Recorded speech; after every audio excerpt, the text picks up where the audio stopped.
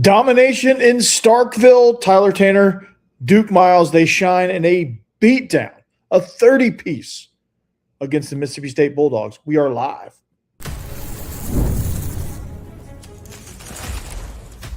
You are Locked On Vandy, your daily podcast on the Vanderbilt Commodores, part of the Locked On Podcast Network, your team every day. What's up, everybody? Welcome into a live edition of the Locked On Vandy podcast, part of the Locked On Podcast Network, the number one sports podcast network in the world.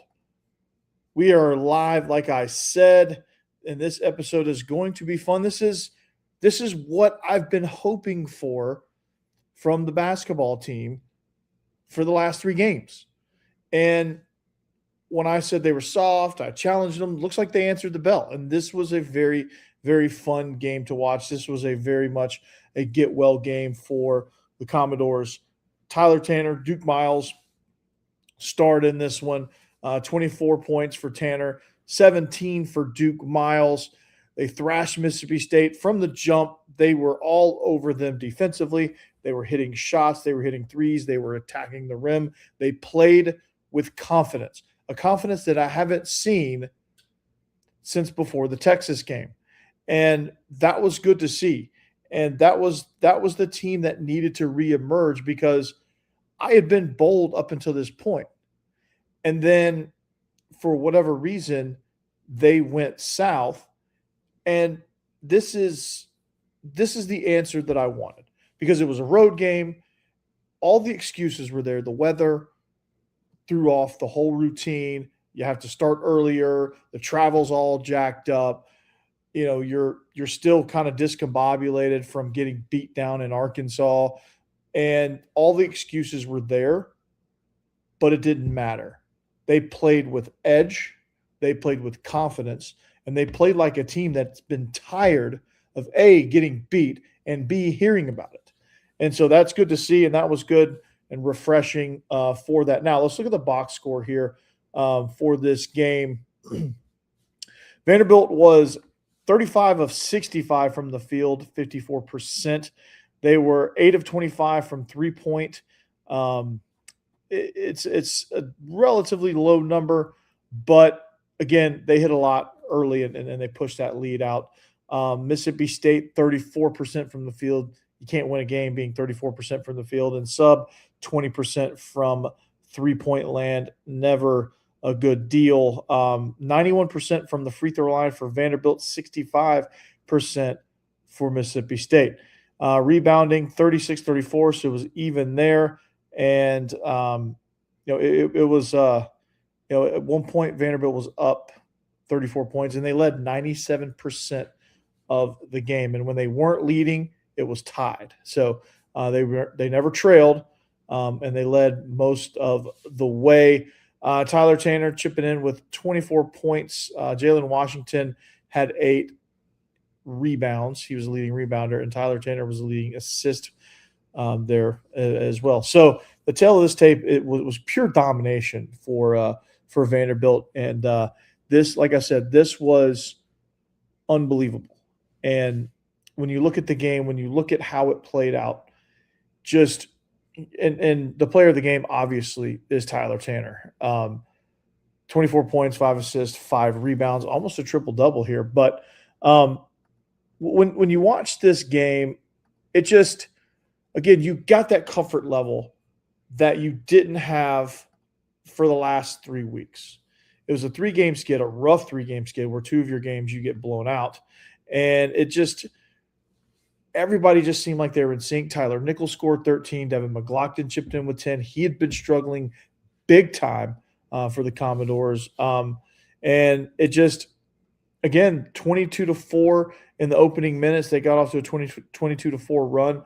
And it was 18-4 in points off turnovers. It just seemed like there was a stretch there where Arkansas just kept turning the ball over, and Vanderbilt would capitalize. Duke Miles had some great drives to the basket where in the last 3 games they were just jacking up random shots, I think trying to score 10 points in one possession. They were trying to win the game on every possession in the last 3 weeks. Today, they played more of their normal style of basketball, which is move the ball up the court, fast paced, up tempo, put pressure on the other team, and create those turnovers that they'd been accustomed to in the non-conference slate. So again, great to see. Not a whole lot of breakdown here when you dominate somebody to that degree. Not a whole lot of breakdown other than the fact that, yeah, they were hitting more shots. Obviously, going 54% from the field is a big time reason why you win. But I said coming into this game, breakdowns, stats, matchups didn't matter. I'm coming out of this game saying the same thing. None of that mattered, right? The score, you beat them down. But the fact remains is this team needed to just gel. This team needed to play with an edge, and this team needed to play with a lot of confidence, and they did so, and did so with all of these obstacles, all of these built-in excuses ready to go. And again, you could have been like, it's a snow game. They weren't focused. Okay, we could write this one off 4 in a row, yada, yada, yada. But they did. They played with edge. And that's what you want to see in response to getting beat down. In basketball, that's going to happen. And in basketball, you're going to have those games where you play soft. You can't do anything right, and you just and I hate, and those games happen, and I just hated their response to it on Tuesday. And that's why I said what I said earlier in the week of like, this team played soft, this team lacked edge. I questioned their mental toughness, especially on the road, and it's only going to get more difficult. And this was a game that they could have responded in a similar fashion, and they didn't. And they answered the challenge, and it was obvious they were tired of hearing about it all week. I'm sure film session was a nightmare. I'm sure practices were a nightmare. I'm sure that there was a lot of tension in that locker room between the guys, and just everybody seemed like they were on edge, and they unloaded. And they did it to the opponent. They unloaded on the opponent. So we are live. Like I said, your comments, I'll take your comments. Up next is Kentucky. Man, are they struggling. They lost to Georgia today. But, yeah, that's what we got. But, again, not much to this game. Just wanted to kind of react a little bit to it because this is the game they needed. This is the get-back game that they needed. This was the game where all the chips were stacked against them. Everybody was doubting them, including myself, right? I wasn't sure where this team was going to go. It felt like they were heading beeline to the tank. I mean, they were going straight downhill, fast with no brakes. And it was going to get ugly and uglier as they crept towards postseason play. They answered the bell. And now the test is going to be, can they do it again? Again, we are live. Your comments here. What did you think of the game? Did anybody make the trip? I know that was probably a difficult task given the weather. But if anybody made the trip, I want to know how it went. If you were able to make it back to Nashville, how that was. But if I doubt if anybody went. The arena looked pretty empty. And not surprising with the weather conditions the way they were. How do you feel about Kentucky up next? How do you feel about the direction of the team? Are you still kind of on pins and needles? Are you still a little skeptical about what direction this team is going? All of that. What do you think about that? What do you think about this win? What does this win say about our upcoming schedule or the season remaining? Does this put us on a big-time trajectory? I want to answer all of those questions, and I want to do so next.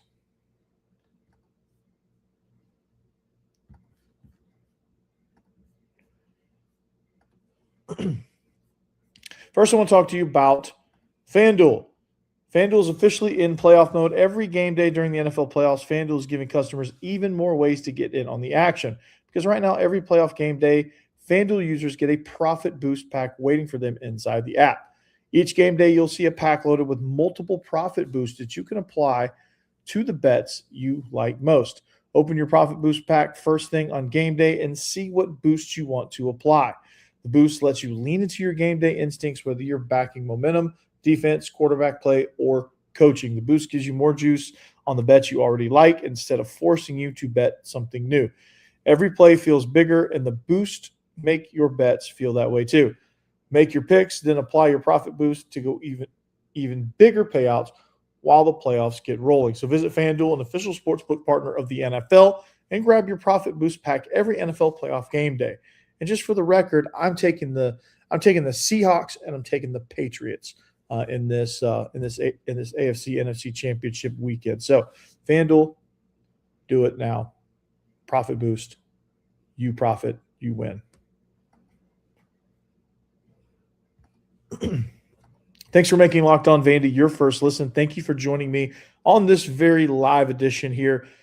Snowmageddon is happening right now. I'm in a different location because I'm not sure if my power is going to go out or not. So I'm in a place where there's a generator. So that is always a good deal. So if you want to be in the Everydayers Club, if you're snowed in, you're bored, you want to get on the Discord channel, you want to catch up on all last week's episodes, and you want to do so ad-free, LockedOnVandy.supercast.com, $5 monthly, $50 annually, whichever you prefer, and you get to be a member of the Everydayers Club. It is an amazing thing.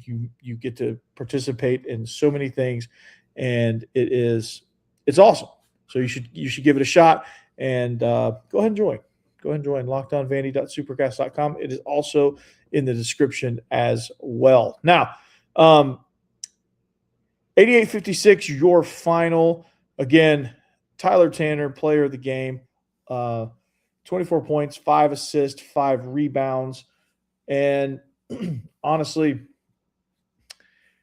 this was probably, and I want to get your guys' comments on this, anybody out there. This game was outstanding because – and this was better than any beatdown that Vanderbilt has delivered thus far this year, because they delivered a lot of them during the non-conference slate. And this one was the best one because of the circumstances that surrounded it. Every time I talked basketball this past week, I was calling them out. I called the team out multiple times. I was like, you're soft. What are you going to do? You got Mississippi State. It's not going to be pretty. You have to get your head on straight if you want any semblance of a season, any semblance of a sniff at March Madness. If you go down to Mississippi State and lay an egg, you can kiss that goodbye, because that loss is going to snowball into other losses. And what did they do? Well, they said, you know what? We're tired of hearing that. We're tired of hearing that we're soft. We're tired of hearing that we got beat down at Arkansas. We're tired of it. We're tired of Coach Byington yelling at us at practice. We're tired of the film sessions and watching this brutal film. We're tired of all of it. And instead of fighting with each other, this team proved that they have a great nucleus. This team proved that they're well coached, and this team proved that they believe in each other. And what did they do? They didn't destroy each other. They came together and destroyed Mississippi State. Now, hopefully they can do the same against Kentucky. The circumstances will be even weirder in that game, because they come back to Nashville unsure if the roads are going to be clear enough to make this happen, unsure if this winter storm is going to cause widespread power outages. Obviously, you can't run a basketball game in a dark arena. So there's going to be a lot of questions to be answered as this Kentucky game is on the horizon because of the weather. So that's your first hurdle. That's your first big thing that you have to figure out. Okay, what are we going to do? Again, what were your thoughts on this game? What are your thoughts on Kentucky coming up? Now, for Kentucky, again, like I said, they lost to Georgia, which Kentucky is a bit on. No, they didn't lose to Georgia. Who did Kentucky play? I'm tripping. Somebody got to keep me. Somebody got to keep me on pace here. they definitely didn't lose to they definitely didn't lose to Georgia. They lost. They beat Ole Miss, actually. They're 14-6. They beat Ole Miss 72-63. So they're not coming off a loss. They lost to Georgia. They played Georgia coming up. They lost to Texas earlier in the – or no. What am I looking at? No, they hadn't played Georgia yet. Who did I see, though? I think it was I'm getting my scores all mixed up. I've got snow brain. Anyway, they've won 1, 2, 3, 4, 5 in a row. So they are they're actually not struggling too bad. So take that back. So any Kentucky fan that wants to jump in on this, rewind that. And this is live, so I can't like cut that or anything. But for Kentucky, Otega Owea, he was scoreless in the first half against Ole Miss. He scored 20 of his 23 points in the second half to beat Ole Miss. He got off to a rough start. Colin Chandler, Jasper Johnson, all those guys, they were it seems like Kentucky's a team from reading this. I didn't watch this game, but reading the recap of that game, it seemed that Kentucky is not really a first half team, and they've won 5 in a row. And it just seems like if you want to get on Kentucky, you have to get on them early, and you have to beat them. So this is going to be a tough test, though, for Vanderbilt. I mean, every game's a tough test, to be honest with you. But for Kentucky, we'll look at the team stats on this one. For Kentucky, they were just 36% from the field, 30% from 3-point. So they struggled shooting. It was one of those games where I think they were just kind of slow to get going, and it was kind of pretty sloppy for that. They turned the ball over 12 times, and they committed 17 fouls.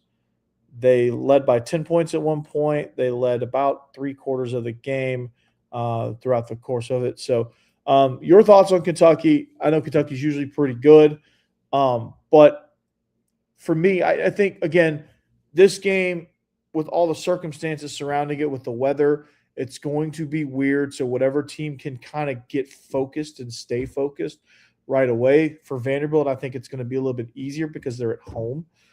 So you have that factor that comes into it. Anytime something is disrupted scheduling wise or weather condition wise, like, things are just in question, it throws off the focus. So you have to kind of, for Kentucky making the trip down, they're going to have to kind of figure out how they're going to get around all of this distraction. And then also for Vanderbilt, it's that mentality of, they've been kind of timid coming out of the gates the last 3 games. And then today, they were not timid at all. And prior to the Texas game, they were not timid at all. And for whatever reason, I think they got matched up with a few teams that were just better than them in the front court. They came out timid and weren't really sure what to do. It's like they said, okay, we have to shoot perfectly. And they played like they were trying to shoot perfectly. And so that was something that I think led to that, to these horrible starts in their 3 losses. Against Mississippi State, they said, screw all that. We're just gonna come out on fire. We're just gonna drive. We're gonna make you stop us. And Mississippi State did none of that. Mississippi State actually turned the ball over a whole bunch and couldn't hit water if they fell out of a boat during large stretches of that game. So for Vanderbilt, again, it's that mentality.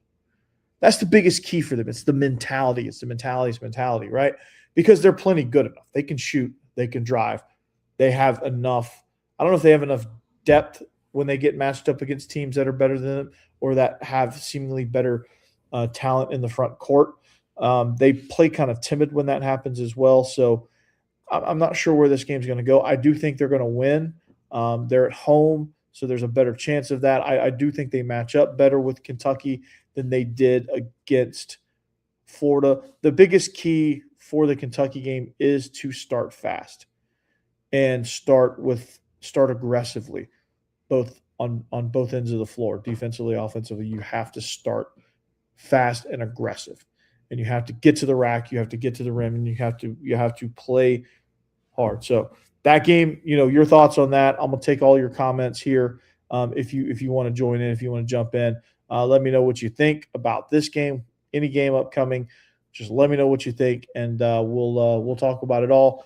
And I might talk a little football coming up as well. I'm just gonna kind of chat and get things set up for the rest of this month and into February and all that good stuff. So stay tuned. We're gonna get a little random here to close out the show. Speaking of random, TurboTax. Don't let tax season dominate you, right? And it doesn't have to take over your life. This year, TurboTax is making it easier than ever to just hand things off and move on with your day. With TurboTax full service, you can have your taxes done for you by a trusted local expert, start to finish, without the stress or the guesswork. Instead of spending hours trying to figure out forms, you can meet with a local TurboTax expert in person or connect online. They handle everything from W-2s to self-employed forms and work to get you every single deduction. You can upload your documents, go about your day, and get the updates right in the TurboTax app. It's a huge time saver and gives real peace of mind knowing that an expert is handling it. So for a limited time, you can have your taxes done by a local TurboTax expert for just $150 all in. If a TurboTax expert didn't file for you last year, just file by February 28th. Take taxes off your plate and get back to your life. Visit TurboTax.com/local to book your appointment today.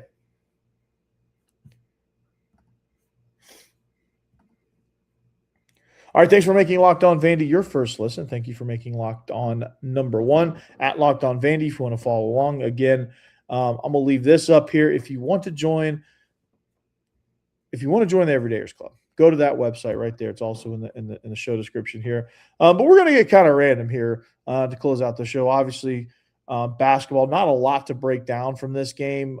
It's just refreshing to see that this team can actually get back refocused and find that edge again. That was the biggest thing about this game. Find your edge, play aggressively, and win decisively. I would have been happy with the win, but the exclamation point makes it even better. So if you want to jump in, there's a lot of questions to answer here. Do you think they can sustain this throughout the season? Do you think they've found themselves again and can be more competitive against the likes of Arkansas and Florida, if they played them again, Oklahoma, Texas, things like that? Can they be more themselves in that regard? That's the golden question here. They got back on track. That is good. Kentucky's up next. Then you're at Ole Miss. Then you got Oklahoma. You're at Auburn, and Valentine's Day against Texas A&M. And we'll talk about the rest of the schedule. You do have rematches with Kentucky and Ole Miss. You have 2 games with Tennessee coming up as well. So that'll be a lot of fun. And this season's going to wrap up here pretty soon. So I want you to answer that question. How do you feel about the Kentucky game? How do you feel long term? Did this team find itself again? Obviously, Tyler Tanner's a star. He is becoming a star and maybe even a superstar within this league. That dude is unbelievable. And he got some help today. Again, he was player of the game, 24 points, 5 assists, 5 boards. Here's the tail of the tape here. Epps had 14 from Mississippi State, but that's about all they could muster. 54% from the field is pretty good. 32% from behind the arc is also pretty decent if you think about it. So how do you feel about Kentucky specifically? What kind of matchup is this for them? Football-wise, with Vanderbilt winning 10 games, with Clark Lee winning 10 games, he's won like every Coach of the Year award at this point between last year and this year. No Diego Pavia, no Eli Stowers. You lose a bunch of your playmakers. Langston Patterson played in, and Corday Sidnor played in that American Bowl a couple nights ago. Colby Taylor's at the East-West Shrine game. I saw him in practices, so he looked pretty impressive. I think Eli Stowers and Jordan White and Diego Pavia are all going to be at the Senior Bowl, which I think is this coming week. So that'll be interesting to see kind of what happens there with them and their interviews. So I'm kind of pumped to see kind of how they do. Like, I think Diego Pavia has a lot, obviously, on his plate goal wise to be able to try to refresh his image a little bit after what happened at the Heisman and the bowl game. Him kind of not playing particularly well in the bowl game didn't help his case either. So hopefully a good Senior Bowl outing will help kind of repair some of that damage as well, because you hate to see that in the way it did with everything he did for this university. And I know I, for one, am very grateful for everything that he did to get this university, get this football program on the track that it needs to be great long term. And so, do you think Clark Lea can do it long term? I do. I, for one, do. I think him hitting that light bulb moment. And did it take Jerry Kill to help him do that? Sure. But that's okay. It takes – this is a team sport, including from the top. I mean, Chancellor Diemeyer to Candace Lee, they were very integral in opening up their wallets for NIL and rev share and allowing him to go out and get the players and support him in the way he wanted to build the staff and the way that he wanted to operate as a program off the field to be able to get the product on the field. The coaching staff supports the mission. You have, the way you built your staff, you've got a lot of great pieces in place to make those systems go. And they all support you. And Clark Lea has, the mark of a great leader is surrounding yourself with great people. And Clark Lea has done that. And the first thing he did was put ego aside and say, look, man, I'm at a crossroads. And he brought in Jerry Kill. And that was probably the best thing he could have done. And Jerry Kill's been absolutely amazing for Vanderbilt, not only in bringing Diego Pavia and Eli Stowers and the contingent of players and coaches from New Mexico State that were with him, but it just kind of seemed to help push along this culture shift that needed to happen desperately. Bad nucleus in 23 was awful. Come in 24, you get the ship pointed in the right direction. 25, you flourish, 10 wins, best season in school history as far as that goes. Just barely missed the playoffs. Probably could have made the playoffs. Didn't really prove it against Iowa. But then again, who knows what would have happened if they got let in. Goes to show you that, like, Miami, I'm not comparing them to Miami by any stretch, but Miami was one of those teams that were doubted. They went to they finished as national runner-up to Fernando Mendoza in Indiana. So, but this offseason is going to be interesting. I think it's going to be one of the more competitive off seasons in recent memory because of everything that is getting battled for. I think you have a lot of receiver spots getting, I think you got a lot of young guys with stuff to prove. I think this offensive line is going to be fun as it comes together. I think defensively, they've got to find an identity, especially in the passing game, and I think that's going to be fun. They're going to try to find some new starters there. Who's going to kind of step up where, especially on the defensive line where there's been so many rotational guys. Who's going to emerge at the top of that list and be the difference makers there? Linebackers, for all practical purposes, probably going to be Cowan and Longwell. I'd be surprised if it wasn't. But Jameson Curtis has something to say about that. He was, I think he started the pipeline from Bartlett. And he's going to be somebody that I'm excited about. Got a lot of special teams reps, especially on the kickoff team, watching him run down the two games that I attended. And I was able to really focus on the kickoff team, which seems kind of nerdy for me to say. But Jameson Curtis was a linebacker I was excited about when he signed, and is a linebacker that I'm still excited about to this moment. The running game, who's next after Cedric and MK? Is it going to be Evan Hampton? Is it going to be Gabe Fields? Is it going to be James L. Lassiter? Who's it going to be? And quarterback-wise, I think we kind of got an idea of who it's going to be. It's hard for me to believe it's not Jared Curtis, but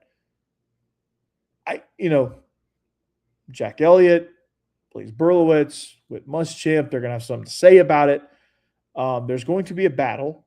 There's going to be competition because they need to push Jared Curtis anyway and make sure that he is sharp. Because if he sits in there and thinks he's got it on lock, he may, there's some natural complacency that sets in. So they've got to, this is why there's an illusion of a quarterback battle. So, but Jared Curtis, I think I'm confident that he will be able to rise up and win this one. But anyway, well, that's going to do it for this Saturday live edition of the Locked On Vandy podcast. Make sure you like, subscribe. I can't say when I'll be back next. The plan is to be back Monday morning with my normal schedule, but this weather is going to dictate a lot of things. If we're able to hang on to power and internet, obviously I'll be right here with you as regular. But again, just kind of stay tuned for that, and we'll see kind of how it goes, and we'll see what it looks like. But until next time, check us out. Check out the catalog of shows. If you need some things to do while you're shoveling snow, sledding, playing outside, whatever it is you do during these snow days, make sure you check up and make sure you catch up on the Locked On Vandy podcast. So join the Everydayers Club if you wish. The Discord channel, ad-free audio is massive. But until next time, anchor down. Peace.